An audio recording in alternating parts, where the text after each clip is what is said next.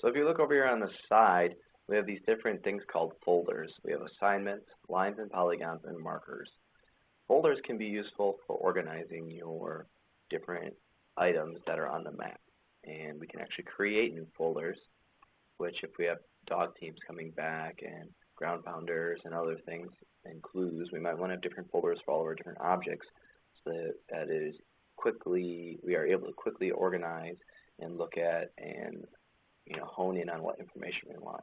And so I might call this one GPS tracks. I might have another folder for dog tracks if a dog is wearing a GPS collar. And so I might do GPS tracks as its own folder.